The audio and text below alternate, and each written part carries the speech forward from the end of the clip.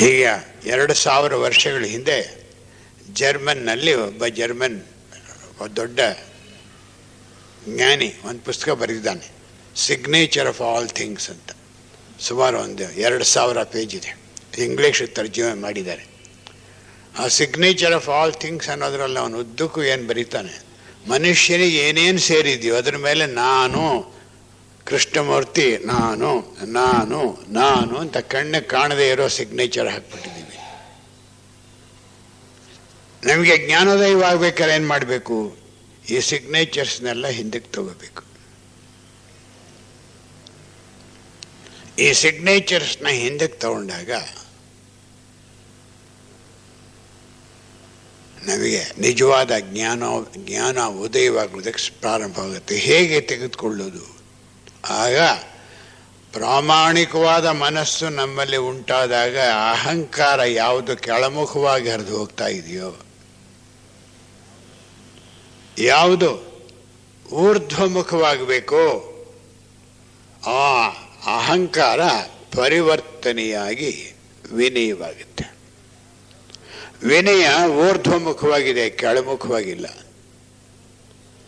ಭೂಮಿಯ ಕಡೆ ನಾವು ತಿರುಗಿ ನಡೆಯುವಾಗ ಅಹಂಕಾರವೇ ವ್ಯಕ್ತವಾಗ್ತಿರುತ್ತೆ ನಮ್ಮ ತಲೆಯಲ್ಲಿ. ನಾವು ಮೇಲೆ ಎತ್ತಿ ನೋಡೋದಕ್ಕೆ ಸಾಧ್ಯವಾದರೆ ವಿಶಾಲವಾದ ಆಕಾಶವನ್ನು ನೋಡಿದಾಗ ನಾನು ಯಾವ ಒಂದು ಕಿಂಚಿತ್ತನ್ನು ನಿಗರುವ ಮನೋಭಾವ ಬಂದ್ಬಿಡುತ್ತೆ. ಹಾಗೆಯೇ ಅಹಂಕಾರ ತನ್ನದೇ ಆದ ಒಂದು ಚಿಕ್ಕ ಪ್ರಪಂಚವನ್ನು ಸೃಷ್ಟಿಸಿಕೊಂಡು ಅದರಲ್ಲಿ ನಾನೇ ದೊಡ್ಡವನು ಅಂತ ತನ್ನ ಪ್ರತಿಷ್ಠೆಯ ಸಿಗ್ನೇಚರ್ಸ್ ಹಾಕ್ಕೊಂಡು ಬಂದಿದೆ. ಈಗ ವಿನಯವಾಗಿ ಪರಿವರ್ತನೆಯಾದ ನಾನು ಊರ್ಧ್ವಮುಖವಾಗಿದೆ. ಊರ್ಧ್ವಮುಖವಾದಾಗ ಇದಕ್ಕೆ ತನ್ನ ಅಲ್ಪತೆ, ಊರ್ಧ್ವ ಸ್ಥಿತಿಯಲ್ಲಿರೋ ವಿಶಾಲತೆ ಎರಡೂ ಕಾಣುತ್ತೆ. ಆಗ ಆ ವ್ಯಕ್ತಿ ಮನಸ್ಸು ಹೇಳುತ್ತೆ, ದಸ್ ಫಾರ್ ನೋ ಫರ್ದರ್. ನಾನು ಇಲ್ಲಿ ತನಕ ಬರಬಲ್ಲೆ, ಇಲ್ಲಿಂದ ಆಚೆಗೆ ನನಗೆ ಹೋಗೋಕ್ಕೆ ಸಾಧ್ಯವಿಲ್ಲ. That is the starting point of spiritual awareness. ದೇಹಾತ್ಮದ ಅಹಂಕಾರ ಪ್ರಧಾನವಾದ ಪ್ರಜ್ಞೆ ಕೊನೆಯಾಗತ್ತೆ. ಯಾವುದರಿಂದ? ವಿನಯವಾದಾಗ, ಅಹಂಕಾರ ಮೇಲ್ಮುಖವಾದಾಗ ಮನಸ್ಸು ಹೇಳುತ್ತೆ, ಇಲ್ಲಿ ತನಕವೇ ನಾನು ಬರೋದು, ಇಲ್ಲಿಂದ ಆಚೆಗೆ ನಾನು ಬರೋಕ್ಕಾಗುವುದಿಲ್ಲ. Thus far no further. ಇಲ್ಲಿವರೆಗೆ ಮಾತ್ರ ನಾನು ಬರಬಲ್ಲೆ, ಇಲ್ಲಿಂದ ಆಚೆಗೆ ನಾನು ಬರೋದಿಲ್ಲ. Limited has accepted its limitation. That is called humility. ಪರಿಮಿತಿಯುಳ್ಳದ್ದು ತನ್ನ ಪರಿಮಿತಿಯನ್ನು ಒಪ್ಪಿಕೊಳ್ಳುತ್ತೆ. Limited has accepted its limitation.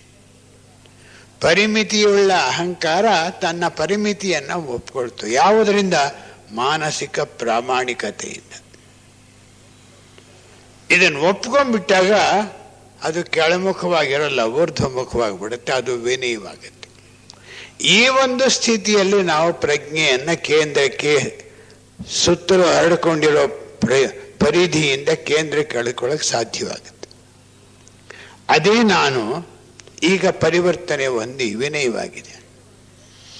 ವಿನಯವಾಗಿರೋದ್ರಿಂದ ಈ ಸಂಕಲ್ಪದ ಕಂತೆಯಿಂದ ಹೊರಗೆ ಬಂದಿದೆ. ಡಾಕ್ಟರ್ ಆ್ಯನಿ ಬೆಸೆಂಟ್ 3 ಪುಸ್ತಕ ಅವ್ರು ಬರೆದಿರೋದು, ಇನ್ನು ಬಾಕಿದೆಲ್ಲ ಲೆಕ್ಚರ್ಸ್. ಒಂದು thought power, its control and culture. ಇನ್ನೊಂದು ancient wisdom, a study in consciousness. ಈ 3 ಪುಸ್ತಕ ಅವ್ರು ಬರೆದಿರೋದು. ಇದ್ರ ಜೊತೆಗೆ ಅವ್ರ ಆಟೋಬಯೋಗ್ರಫಿ, ಅರ್ಧ ಜೀವನಕ್ಕೆ ನಿಂತು ಹೋಗುತ್ತದೆ. ಇದು ವಿನಃ ಉಳಿದಿದ್ದೆಲ್ಲ ಅವರ ಉಪನ್ಯಾಸಗಳು. ಈ thought power, its control and culture ಅನ್ನೋ ಪುಸ್ತಕದಲ್ಲಿ ಅವರು ಹೇಳ್ತಾರೆ, mind is nothing but A bundle of thoughts ಅಂತ. ಮನಸ್ಸು ಅಂದರೆ ಸಂಕಲ್ಪಗಳ ಒಂದು ಕಂತೆ. ಅದನ್ನೇ ಈ ದಿವಸದ ಡೆಪ್ತ್ ಸೈಕಾಲಜಿಸ್ಟ್ ಹೇಳೋದು ಕೂಡ. ಫ್ರಾಯ್ಡ್, ಯೂಂಗ್, ಆಡ್ಲರ್ ಅವರ ಅನುಯಾಯಿಗಳು, ಕೋಟ್ಯಾಂತರ ಸಹಸ್ರಾರು ಮಂದಿ ಮನೋವಿಜ್ಞಾನಿಗಳು ಹೇಳೋದು ಕೂಡ ಅದಷ್ಟೆ. ಬಂಡಲ್ ಆಫ್ ಥಾಟ್ಸ್, ಕಂತೆಗಳಾಗ್ಬಿಟ್ಟಿದೆ ನಮ್ಮ ಕನಸು, ನಮ್ಮ ಸಂಕಲ್ಪಗಳು. ಈ ಕಂತೆಯೊಳಗೆ ನಾವು ಸಿಕ್ಕಾಕೊಂಡ್ಬಿಟ್ಟಿದ್ದೇವೆ. ಅತಿ ಸುಲಭ, ಅತಿ ಸೂಕ್ಷ್ಮ, ಅತಿ ಕಷ್ಟ ಯಾವುದು? ಈ ಸಂಕಲ್ಪದ ಕಂತೆಗಳಲ್ಲಿ ಕೆಳಮುಖವಾಗಿ ತಿರುಕೊಂಡಿರುವಂತಹ ನಾನು ಮೇಲ್ಮುಖವಾಗುವುದು. ಅದು ಉಕಾರದಿಂದ ಆಗಬೇಕು. ಉಕಾರದ ಉಚ್ಚಾರಣೆಯಿಂದ ಮಾತ್ರ ಅದು ಸಾಧ್ಯ. ಓಂಕಾರದ ಉಚ್ಚಾರಣೆಯಿಂದ ಉತ್ಪತ್ತಿಯಾಗುವಂತಹ ಅಧ್ಯಾತ್ಮ ವೈಬ್ರೇಷನ್ಸ್, ಸ್ಪಂದನೆಗಳು ಅತ್ಯಂತ ಶಕ್ತಿಯುತವಾದದ್ದು, ಆಧ್ಯಾತ್ಮಿಕತೆಯಿಂದ ಕೂಡಿರೋದು. ಇದು ಬಹಳ ಮಟ್ಟಿಗೆ ಸಾಮೂಹಿಕವಾಗಿ ಮಾಡಿದಾಗ, ಅದರಲ್ಲಿ ಯಾರ್ಯಾರು ಭಾಗವಹಿಸಿದ್ದಾರೋ ಅವರಿಗೆಲ್ಲ ಒಳಗಡೆ ಪ್ರಜ್ಞೆ ಅರಳೋ ಹಾಗೆ ಮಾಡುವಂತಹ ಅದ್ಭುತವಾದ ಶಕ್ತಿ ಈ ಓಂಕಾರದಲ್ಲಿದೆ. ಇದನ್ನ ಮಾಂಡೂಕ್ಯೋಪನಿಷತ್ ಅನ್ನೋ ಒಂದು ಪುಸ್ತಕ, ಆ ಉಪನಿಷತ್ ಬರೀ ಓಂಕಾರಕ್ಕೆ ಮಾತ್ರವೇ ಇದೆ. ಇದರಲ್ಲಿರೋದು 12 ಶ್ಲೋಕ. ಪ್ರಪಂಚಕ್ಕೆ ಈಗ ಸಿಕ್ಕಿರುವಂತಹ 108 ಉಪನಿಷತ್ತುಗಳಲ್ಲಿ ಅತ್ಯಂತ ಚಿಕ್ಕ ಉಪನಿಷತ್ತು ಮಾಂಡೂಕ್ಯೋಪನಿಷತ್ತು. ಈ ಉಪನಿಷತ್ತು 8 ಶ್ಲೋಕಗಳಲ್ಲಿ ಓಂಕಾರದ ಮಹಾತ್ಮೆ, ಮನುಷ್ಯನ 4 ಸ್ಟೇಟ್ ಆಫ್ ಕಾನ್ಷಿಯಸ್ನೆಸ್, ಪ್ರಜ್ಞೆ, ಆಮೇಲೆ ಮತ್ತು ಕೊನೆ 4 ಶ್ಲೋಕಗಳಲ್ಲಿ ಅಕಾರದ ಮೇಲೆ ಒಂದು, ಉಕಾರದ ಮೇಲೆ ಒಂದು, ಮಕಾರದ ಮೇಲೆ ಒಂದು, ಓಂ ಮೇಲೆ ಇನ್ನೊಂದು 4 ಶ್ಲೋಕ. ಅದ್ಭುತವಾದ ಉಪನಿಷತ್ತಿದು. ಇದರ ವಿಷಯವಾಗಿ ಡಾಕ್ಟರ್ ಬೆಸೆಂಟ್, ಮೇಡಮ್ ಬ್ಲವಾಟ್ಸ್ಕಿ ಎಲ್ಲರೂ ವಿವರವಾಗಿ ಬರೆದಿದ್ದಾರೆ ಈ ಉಪನಿಷತ್ತಿನ ಮೇಲೆ. ಹಾಗೆ ನಮ್ಮ ಪ್ರಜ್ಞೆ ಉಕಾರವನ್ನು ಉಚ್ಚರಿಸಿದಾಗ ಕಾಮದೇಹದಲ್ಲಿ ಮತ್ತು ರೂಪ ಮನಸ್ಸಿನಲ್ಲಿ ಕೇಂದ್ರ ಪರಿಧಿಯಿಂದ ಕೇಂದ್ರಕ್ಕೆ ಪ್ರಜ್ಞೆಯನ್ನ ಎಳ್ಕೊಳ್ಳೋದು. ಕೇಂದ್ರದಲ್ಲಿ ಎಳ್ಕೊಂಡ ಪ್ರಜ್ಞೆ 1-2 ಕ್ಷಣ, 1 ಸೆಕೆಂಡ್, 2 ಸೆಕೆಂಡ್ ಇದ್ರೆ ಸಾಕು. ಪ್ರಜ್ಞೆ ಮನುಷ್ಯನಲ್ಲಿ ಅತ್ಯದ್ಭುತವಾದ ಒಂದು ಪರಿವರ್ತನೆಯನ್ನು ಉಂಟು ಮಾಡಿಬಿಡುತ್ತೆ.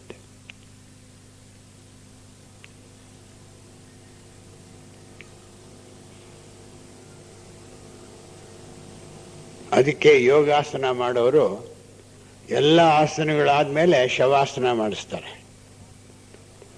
ಆ ಶವಾಸನ ಮಾಡಿದಾಗ ಟೀಚರ್ ರಿಲ್ಯಾಕ್ಸ್ ರಿಲ್ಯಾಕ್ಸ್ ರಿಲ್ಯಾಕ್ಸ್ ಅಂತ ಹೇಳ್ತಾ ಇರ್ತಾನೆ.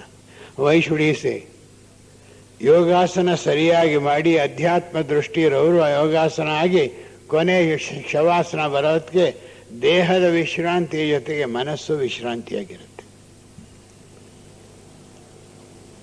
ಯೋಗಾಚಾರ್ಯರಾದ ಪತಂಜಲಿಯವರು ಬರೀತಾರೆ, ಯಾರು ಶವಾಸನದಲ್ಲಿ ದೇಹ ಪ್ರಜ್ಞೆಯನ್ನು ಮೇಲೆ ಕೆಳಗೆ ಶವವಂತೆ ದೇಹವನ್ನು ಬಿಟ್ಟು ಮೇಲ್ಮುಖದಿಂದ ತನ್ನ ದೇಹವನ್ನ ಸತ್ತ ದೇಹ ಅಂತ ಅಂದುಕೊಂಡು 75 ನಿಮಿಷ ಯಾರು ನೋಡೋದಕ್ಕೆ ಸಾಧ್ಯವಾಗುತ್ತೋ ಅವನು ಆ ಕ್ಷಣ ಅಲ್ಲೇ ಜೀವನ್ಮುಕ್ತನಾಗ್ತಾನೆ ಅಂತ ಹೇಳ್ತಾನೆ. ಅದನ್ನು ಮಾಡಿದಾಗ ನಮಗೆ ಗೊತ್ತಾಗುತ್ತೆ. ಸುಸ್ತಾಗಿ ಕಣ್ಮುಚ್ಕೊಂಡ್ಬಿಟ್ಟು ನಿದ್ದೆ ಮಾಡ್ಬೋದು, ಆದರೆ ಮಾನಸಿಕವಾಗಿ ಕಾಮದೇಹದಲ್ಲಿ ವಿಶ್ರಾಂತಿ ಬಹಳ ಕಷ್ಟದ ಕೆಲಸ. ಆ 2 ವಿಶ್ರಾಂತ ಸ್ಥಿತಿಯನ್ನ ಈ ಓಂಕಾರ ಉಚ್ಚರಿಸುತ್ತೆ ಬರೋದ್ರಿಂದ ನಾವು ಮಾಡಿಕೊಳ್ಬೇಕಾಗಿದೆ.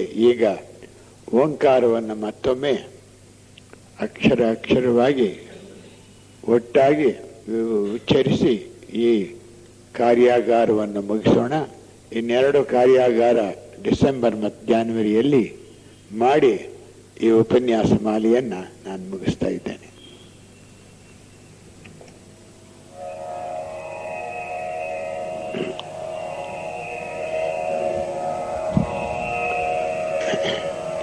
ನಾನೊಮ್ಮೆ ಉಚ್ಚರಿಸ್ತೇನೆ, ಅದಾದ ಮೇಲೆ ನಾವೆಲ್ಲ ಒಟ್ಟಾಗಿ 2 ಸಾರಿ ಉಚ್ಚರಿಸೋಣ.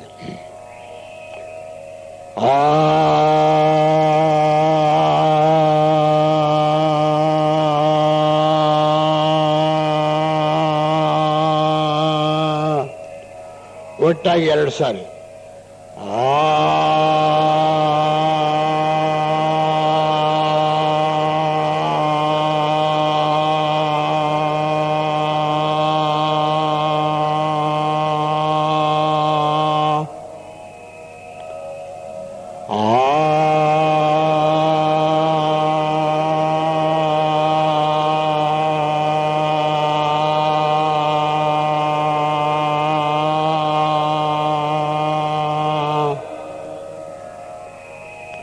ಒಮ್ಮೆ ನಾನು ಉಕಾರವನ್ನು ಉಚ್ಚರಿಸ್ತೇನೆ, ಅದಾದ ಮೇಲೆ ಒಟ್ಟಾಗಿ ನಾವು 2 ಸಾರಿ ಹೇಳೋಣ. ಓ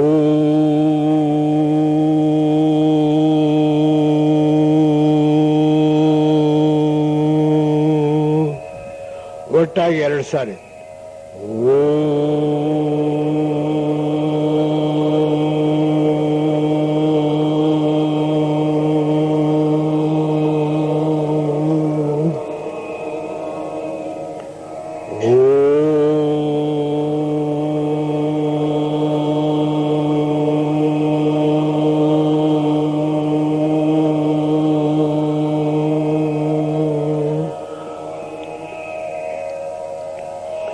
ಈಗ ಮೂ ನಾನೊಮ್ಮೆ ಉಚ್ಚರಿಸ್ತೇನೆ, ಅದಾದ್ಮೇಲೆ ಒಟ್ಟಾಗಿ ನಾವೆಲ್ಲರೂ 2 ಸಾರಿ ಉಚ್ಚರಿಸೋಣ.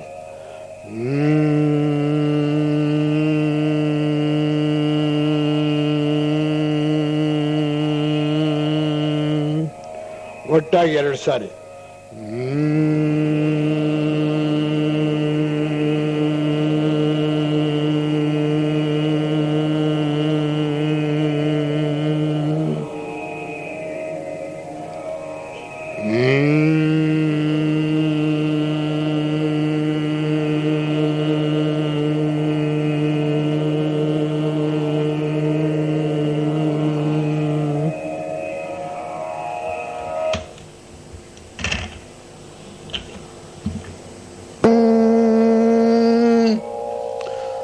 ಮೂರು ಸಾರಿ ಒಟ್ಟಾಗಿ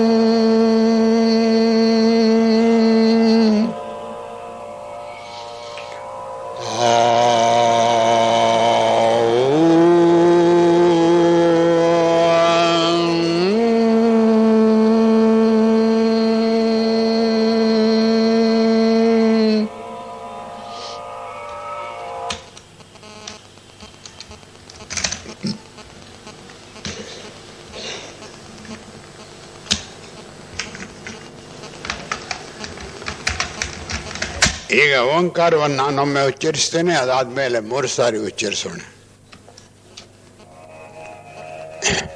ಓ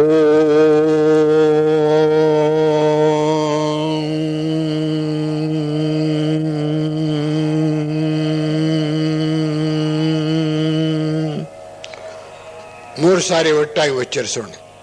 ಓ